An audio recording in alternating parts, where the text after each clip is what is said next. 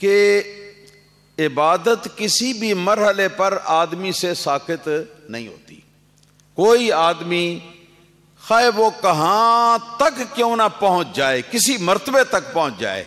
تو عبادت الہی جو ہے نا یہ اس کے ذمے سے یہ ختم نہیں ہوتی. اور یہ جو آج یہ اس طرح کے بعض آزاد خیال درویش لگے پھرتے ہیں، اور اس طرح کے بعض آزاد خیال پیر فقیر لگے پھرتے ہیں، اور ایسے لوگ جو اپنے آپ کو ولی اللہ کہتے ہیں اور نماز نہیں پڑھتے، اپنے لوگوں کو نماز پڑھنے کے لیے وہ پابند نہیں بناتے، اور جب ان سے پوچھا جائے کہ جی حضرت اذان ہو گئی ہے، نماز پڑھ لیں، نماز کا وقت ہو گیا ہے، تو وہ کہتی ہیں نماز تو ان لوگوں کے لیے ہے نا جن کو علم الیقین کا مرتبہ حاصل نہیں ہے. ہاں جی، ہمیں تو مرتبہ حاصل ہو گیا، اب ہم پر کوئی نماز فرض نہیں ہے، اب ہم حلال حرام بھی ہمارے لیے کوئی نہیں ہے، ہم جو چاہیں ہم کریں. اس طرح کی باتیں گڑھتے ہیں، اور اس زمانے کے اندر بھی اس طرح کے بندے جو ہیں وہ موجود ہیں. تو اس کا معنی یہ ہے کہ اے حبیب صلی اللہ تعالی علیہ وسلم اس وقت تک اللہ تعالیٰ کی عبادت کیجئے کہ جس وقت تک آپ کو وفات آ جائے. نتیجہ کیا نکلا؟ نتیجہ یہ نکلا کہ وفات آ جانے سے پہلے تک جتنا عرصہ زندگی کا ہے، یہ سارے کا سارا اللہ تعالیٰ کے احکام جو ہیں ان کے اوپر عمل کرنے کی ذمہ داری کے ساتھ متعلق ہے، اور یہ سارے کا سارا عرصہ ہم نے اللہ کی عبادت کرنی ہے، اللہ تعالیٰ کے احکام پر عمل کرنا ہے. اور یوں سمجھنا چاہیے کہ اگر کسی کو کسی مرتبے کے اوپر پہنچ کر یہ نماز، روزہ، حج، زکوٰۃ کی ساری چیزیں معاف ہو سکتی ہوتی تو رسول اللہ صلی اللہ تعالی علیہ وآلہ وسلم سے اونچا مرتبہ کس کو حاصل ہے؟ آپ سے بڑھ کر تو مرتبے میں کوئی نہیں، آپ سے بڑھ کر تو اللہ تعالیٰ کے قرب میں کوئی نہیں. تو پھر یہ حضور کا حق تھا نا کہ سب سے پہلے یہ چیزیں حضور کو معاف ہوتی، مگر سرکار کو تو معاف نہیں ہوئی. تو اگر سرکار کو معاف نہیں ہوئی، سید الرسل حضرت محمد مصطفیٰ احمد مجتبیٰ صلی اللہ علیہ وسلم، بلکہ سید الخلق علی الاطلاق آپ ہیں، آپ کو جب یہ احکام جو ہیں ان کی چھوٹ نہیں ہے، آپ کے لیے کوئی رخصت نہیں ہے اس میں، آپ اللہ تعالیٰ کی عبادت کرنے کے پابند ہیں، تو پھر کسی اور کو سرکار کی ذات بابرکات کے بعد کیا حق پہنچتا ہے کہ وہ کہے کہ مجھے نمازیں معاف ہو گئی ہیں، مجھے روزے معاف ہو گئے. اللہ تعالیٰ اپنا کرم فرمائے. تو یہ مرتبہ کبھی بھی کسی انسان پر نہیں آ سکتا کہ جس مرتبے پر پہنچ کر اللہ تعالیٰ کے احکام جو ہیں وہ اس کے لیے معطل کر دیے جائیں. آپ نے وہ مشہور واقعہ سنا ہوگا، حضور سیدی غوث الثقلین سیدنا غوث اعظم رضی اللہ تعالی عنہ فرماتے ہیں اس عرصے میں کہ جس عرصے میں میں جنگلوں میں نکل گیا تھا اپنی تعلیم مکمل کرنے کے لیے، اپنی روحانی ریاضتیں جو ہیں ان کی تکمیل کے لیے نکل گیا تھا، اس عرصے میں ایک رات میں اچانک یہ عبادت کے اندر مشغولیت کے عالم میں دیکھتا ہوں کہ سامنے سے ہوا کے اندر ایک تخت ہے اور نور ہی نور ہے اس تخت کے اوپر. تو وہ تخت جو ہے وہ فضا میں اڑتا ہوا میرے سامنے آ کے تو رک گیا، اور جب رکا تو اس سے ایک بوڑھی عمر کا شخص جو بظاہر معلوم ہوتا تھا کہ بڑا کوئی بزرگ ہے، بڑا کوئی خدا رسیدہ ہے یا کیا ہے، تو وہ آپ تو مصروف تھے اپنے عبادت کے کام میں، لہذا توجہ پوری نہیں ہوئی. تو وہ شخص اس سے اترا اور میرے پاس آ کے کھڑا ہوا. تو فرماتی ہیں کہ مجھ سے اس نے یہ کہا کہ اے عبد القادر، میں تیرا خدا ہوں اور تو نے میری اتنی عبادت کی ہے، اتنی عبادت کی ہے، اتنی بندگی کر لی ہے کہ اب اس کے بعد میں تجھ پر ہمیشہ کے لیے راضی ہو چکا ہوں، اور آج کے بعد جتنے بھی فرائض ہیں اور احکام ہیں اسلام کے وہ سارے کے سارے میں تم کو معاف کرتا ہوں، اور جو چیزیں تمہارے لیے ممنوع تھیں وہ ساری کی ساری چیزیں جو ہیں تمہارے لیے میں حلال کرتا ہوں۔ یہ الفاظ حضور غوث پاک رضی اللہ تعالیٰ عنہ فرماتے ہیں کہ میں نے جب سنے تو میرے دل میں یہ خیال آیا کہ یہ مرتبہ کہ جب احکام الہی کسی کے حق میں معطل کر دیے جائیں، اگر ملنا ہوتا تو جو سب سے بڑا قرب کا مرتبہ پانے والے ہیں اللہ کے نزدیک وہ تو حضرت محمد مصطفیٰ صلی اللہ علیہ وسلم ہے، تو یہ تو ان کو ملتا، تو ان کو بھی نہیں ملا یہ مرتبہ، تو میں کون ہوں کہ جس کو یہ مرتبہ مل سکے؟ میں تو آپ کا ایک امتی ہوں۔ چنانچہ آپ فرماتے ہیں کہ میرے ذہن میں فوراً یہ خیال آیا کہ یہ کوئی شیطان ہے۔ چنانچہ آپ فرماتے ہیں کہ میں نے پڑھا اعوذ باللہ من الشیطان الرجیم ولا حول ولا قوة الا باللہ العلی العظیم۔ فرماتے ہیں جو ہی میں نے یہ الفاظ پڑھے تو نہ وہ تخت رہا، نہ وہ تاج رہا، نہ وہ تخت کے اوپر سوار ہو کر آنے والا رہا، نہ وہ نور رہا مصنوعی، نہ وہ روشنی رہی، اور نہ وہ بوڑھا بزرگ جو ہے وہ سامنے قائم اور موجود رہا۔ خیر،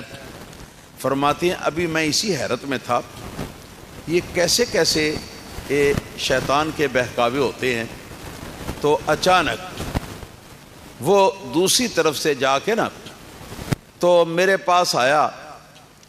اپنی شکل بدل کر، اور مجھ سے گویا ہوا کہ اے عبد القادر، آج جو اللہ پاک نے تجھے علم دیا ہے اس علم کی وجہ سے، اس علم کی برکت سے آج تو میرے وسوسے سے اور میرے گمراہ کرنے سے بچ گیا ہے۔ میں تجھے مبارک دینے آیا ہوں کہ بہت بڑا عالم ہے تو۔ حضور غوث پاک رضی اللہ تعالیٰ عنہ نے یہ بات سنی تو سن کے آپ فرماتے ہیں کہ میرے دل نے یہ فیصلہ کیا، یہ پہلے مجھے گمراہ کرنے کے لیے آیا تھا تو یہ کامیاب نہیں ہوا، اب یہ دوسرا حربہ لے کر میرے پاس آیا ہے مجھ کو تباہ و برباد کرنے کے لیے۔ چنانچہ آپ فرماتے ہیں میں نے فوراً کہا کہ تجھ شیطان کے شر سے مجھے میرے علم نے نہیں بچایا بلکہ میرے اللہ کے فضل نے بچایا، اور اگر علم بچا سکتا ہوتا تو بتا تو تجھ سے بڑا عالم کون تھا؟ تجھ سے بڑا عالم انسانوں کی آبادی سے پہلے کون تھا؟ تو اتنا بڑا عالم تھا کہ تیرا نام استاذ الملائکہ معلم الملکوت تیرا نام رکھا گیا تھا، اللہ تعالیٰ کے فرشتوں کو بھی تو تعلیم دیا کرتا تھا، اتنا بڑا عالم تھا۔ اگر علم بچا سکتا ہوتا تو اپنا بیڑا غرق کیوں کرتا شیطان بن کے؟ تو اس کے بعد وہ شیطان رونے لگا اور کہنے لگا کہ اے عبد القادر، میں نے اس انداز میں کوئی 700 ایسے اولیاء کرام کو گمراہ کیا ہے جو کہ عبادت کے بہت عالی مرتبے اور مقام پر پہنچ چکے ہوئے تھے، مگر میرے اس شر سے آج تو ہی بچ سکا ہے اور کوئی نہیں بچ سکا۔ آپ نے پھر فرمایا وقانی فضل ربی، میرے رب کے فضل نے مجھے بچایا۔ تب آپ کو بات جو ہے اچھی طرح یہ سمجھ جانی چاہیے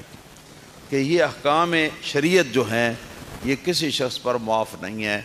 جس شخص کی عقل اپنے ٹھکانے ہے۔ جس وقت عقل جو ہے وہ آدمی کی جاتی رہے اور آدمی ہو جائے مجنون، جس کو کہتے ہیں پاگل، جب آدمی دیوانہ ہو جائے تو پھر اس کو احکام شریعت اس پر لاگو نہیں ہوتے، کہ جب عقل ہی نہیں، شعور ہی نہیں، تو اس کے اوپر احکام اسلام جو ہیں وہ لاگو کیسے ہوں گے؟ کیسے اس کے اوپر لاگو ہوں گے؟ تو یہ جب تک عقل و شعور ہے تو شرع شریف کے احکام جو ہیں اس کے اوپر لاگو، اور جب عقل نہ رہے گی تو شرع شریف کے احکام جو ہیں یہ اٹھا لیے جاتے ہیں اس سے۔ لیکن ایک بات کی میں وضاحت کر دوں کہ جن کی عقل ٹھکانے نہیں نہ ہوتی، ایک تو وہ ہیں جو پیدائشی ایسے ہوتے ہیں، چلو ان کا تو معاملہ ہماری بحث سے خارج ہے، ان پر ہم بات نہیں کرتے۔ لیکن ایک وہ ہیں کہ زندگی کے کسی حصے میں آ کے تو ان کے ہوش جو ہیں وہ ٹھکانے نہیں رہے، ان کی عقل جو ہے وہ ٹھکانے نہیں رہی۔ تو یہ کہ جو پہلے تندرست تھے، بعد میں ان کی ہوش جو ہے اور ان کی عقل جو ہے وہ خراب ہو گئی، ان کے اندر قسمیں ہیں دو۔ ایک وہ ہیں کہ کسی کا بیٹا مر گیا خدا نخواستہ، کسی کا عہدہ جو ہے وہ چھن گیا، کسی کا گھر بار لٹ گیا، اسی طرح کا کوئی اور بہت بڑا صدمہ پہنچا، تو اس صدمے کو لے کر اس آدمی کے ہوش و حواس ختم ہو گئے اور وہ دیوانہ ہو گیا۔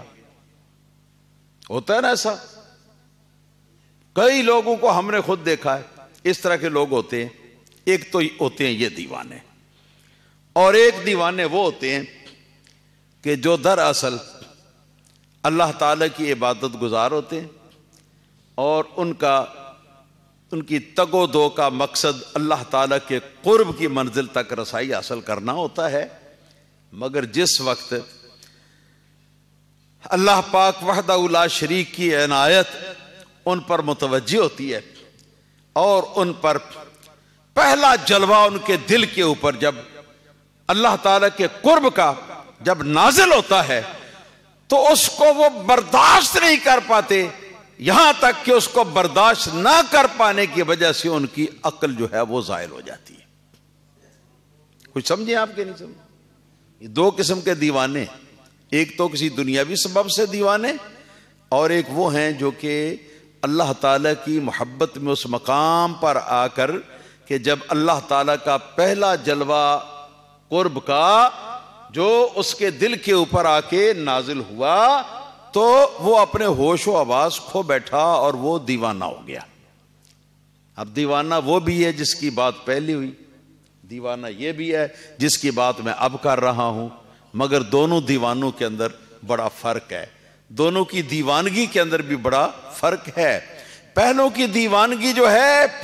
اس کو ہم کم عقلی کہہ سکتے ہیں، اس کو ہم جنون کہہ سکتے ہیں، دیوانگی کہہ سکتے ہیں، مگر یہ دوسرا شخص جو ہے اس کے ہوش و حواس اڑ جانے کو ہم مجنونیت نہیں کہتے، دیوانگی نہیں کہتے، پاگل پنا نہیں کہتے، بلکہ اس کو کہتے ہیں ہم کہ یہ مجذوب ہے۔ مجذوب، کوئی بات سمجھ میں آئی آپ کی؟ پتہ چلا مجذوب کا کیا؟ اب مجذوب کو جس وقت اللہ تعالی کی محبت کا جلوہ اس کے دل پر اترا، اس کے نتیجے میں اس کے ہوش و حواس جاتے رہے،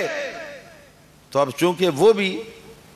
ہے تو وہ ایسا شخص نا کہ جس کی عقل زائل ہو چکی ہے، اور جس کی عقل زائل ہو چکی ہے اسے احکام شرع معاف ہوتے ہیں۔ یہ فرق ہے مجنون میں اور مجذوب میں۔